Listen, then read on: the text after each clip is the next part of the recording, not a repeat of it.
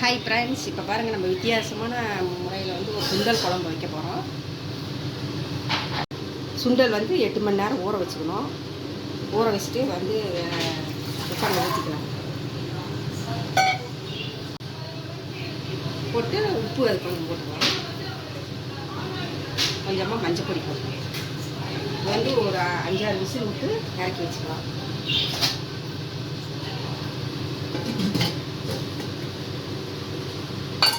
Whistle வரட்டும்.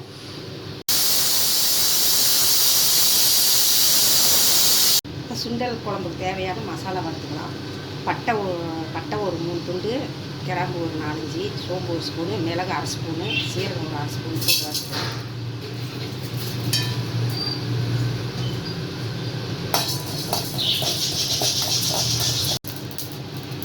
இப்போ வறுத்தாச்சு, அடுப்பு ஆஃப் பண்ணியாச்சு.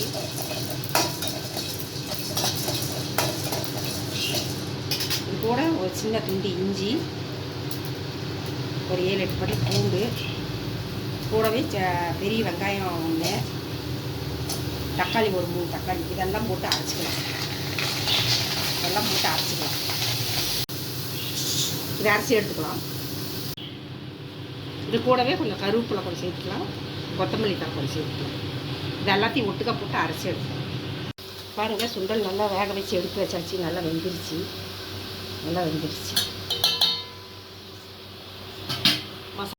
அந்த மசாலாலாம் அரைச்சி வச்சாச்சு. இப்போ எண்ணெய் ஊற்றிக்கலாம்.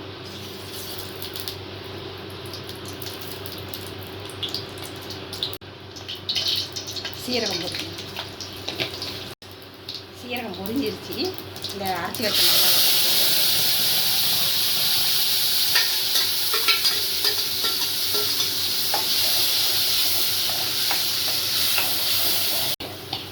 மசாலா ஊற்றிட்டு மிளகாத்தூள் 1 ஸ்பூன் போட்டுக்கலாம். மல்லித்தூள் 2 ஸ்பூன்,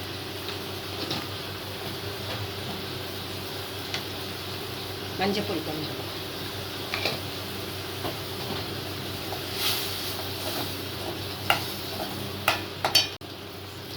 உப்பு அதுலேயும் சுண்டல்லையும் வேக வச்சுருக்கோம் கொஞ்சம் போட்டோம். இதில் கொஞ்சமாக போட்டோம்.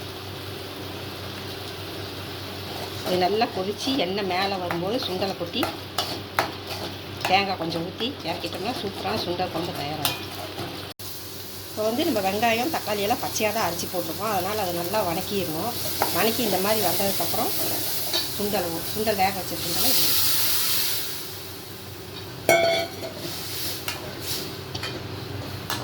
5 நிமிஷம் கொதித்தோடனே அரை மூடி தேங்காயிலையும் பாதி அரைச்சி வச்சுருக்குது. இதை ஊற்றிக்கலாம். இப்போ வந்து குழம்பு நல்லா கொதிச்சிக்கிட்டு இருக்குது. நல்லா கொதிச்சு வந்துருச்சு பாருங்க. நல்லா இப்போ வந்து அரை மூடியிலே பாதி, அதுலேயும் பாதி தேங்காய் அரைச்சி இதை ஊற்றி கொதி வந்தோடனே இறக்கிட்டா சுண்டல் குழம்பு சூப்பர் தயாராகும்.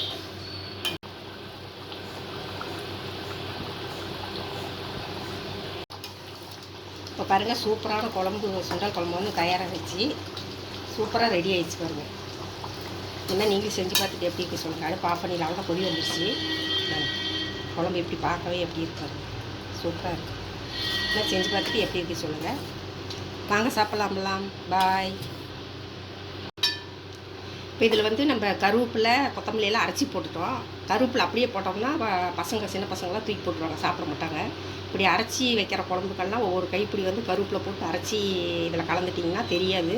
உடம்புக்கும் நல்லது, இரும்பு சத்து கிடைக்கும் நல்லா கருவேப்பிலை சாப்பிட்டோம்னா. அதனால் இந்த மாதிரி செஞ்சு பாருங்கள். செஞ்சு பார்த்துட்டு எப்படி இருக்குதுன்னு சொல்லுங்கள். சப்ஸ்கிரைப் பண்ணுங்கள். வாங்க சாப்பிட்லாம். பாய்.